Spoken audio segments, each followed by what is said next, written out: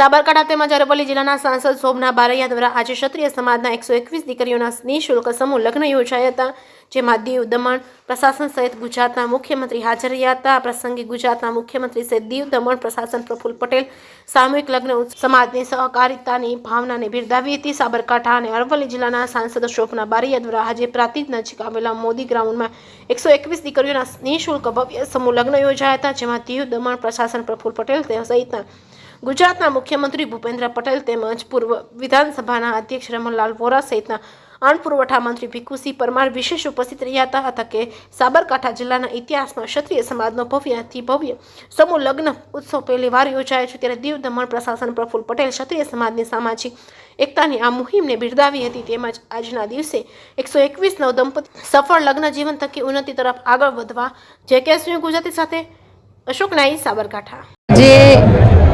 આમોદરાની પાવન ધરતી ઉપર 122 દીકરીઓના સમૂહ લગ્નોત્સવનું આયોજન અમે કર્યું છે।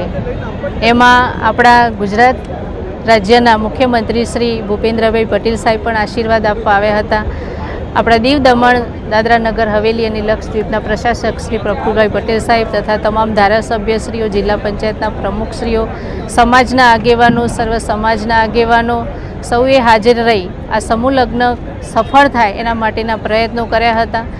સૌને સગવડ મળી રહે, સૌને આ લગ્નોત્સવમાં જોડાઈ અને જે સરકારશ્રીની યોજનાઓ છે એની પણ માહિતી મળે અને સૌ નવયુગલોને આશીર્વાદ આપવા માટે જે શ્રેષ્ઠીઓ પધાર્યા હતા એમનો પણ અમે આભાર માનીએ છીએ અને નવયુગલ દંપતીઓને પણ અમે આશીર્વાદ આપીએ છીએ કે એમનું લગ્ન જીવન સુખી થાય અને એમનું સૌભાગ્ય અખંડ રહે, એમની તમામ મનોકામના પૂર્ણ થાય।